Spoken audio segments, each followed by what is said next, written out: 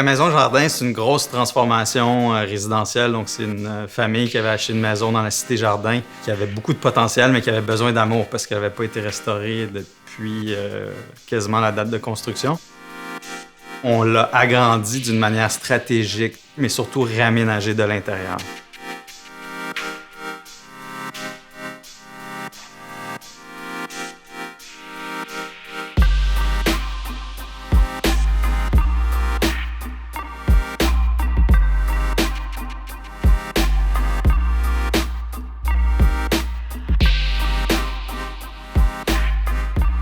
Quand on a trouvé cette maison-là, on savait que c'était un projet de vie, puis c'était une maison qu'on allait y rester longtemps. C'était important pour nous qu'elle soit bien pensée, fonctionnelle et optimisée dans tout son espace.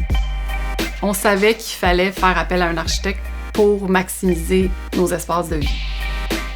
On voulait pas la changer du tout au tout, on voulait garder son essence, mais la moderniser un peu, c'est sûr. Avoir des plus grandes fenêtres, ouvrir des cloisons, ça prenait un agrandissement aussi.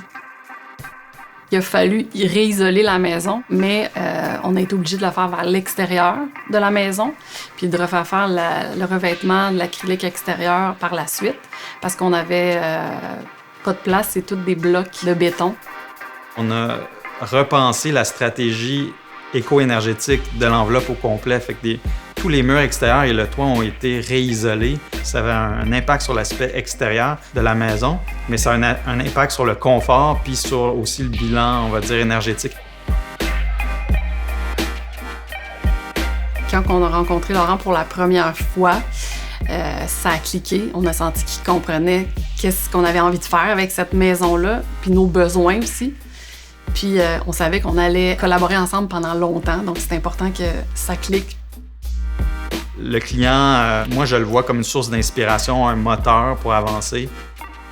Tu as beau avoir les meilleures idées du monde, si tu n'as pas compris ce que le client t'a demandé, tu vas recommencer à travailler tout le temps, puis à un moment donné, peut-être même tu vas disparaître de la commande.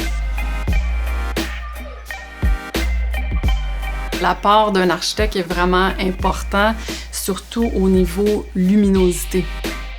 Ils ont le plan de lumière selon tous les mois ou presque. L'aménagement de la maison a été repensé de A à Z.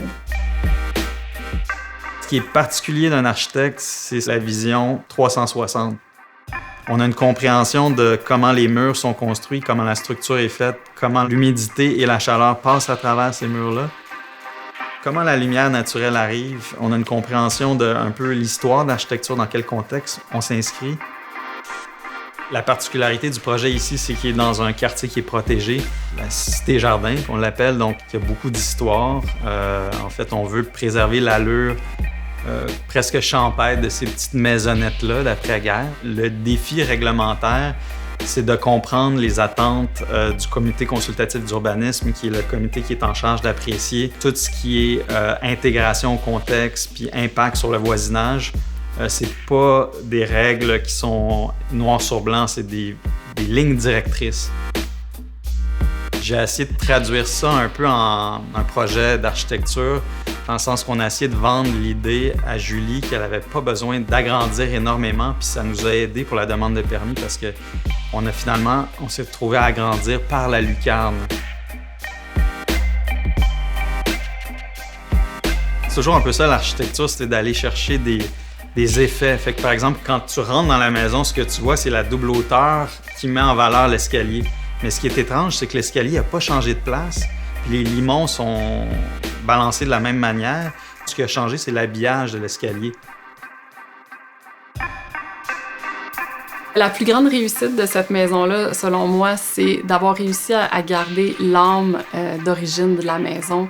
Malgré ces lignes modernes et épurées, on sent quand on entre dans la maison, qu'on est dans une maison d'époque, une petite maison canadienne qui a gardé son authenticité.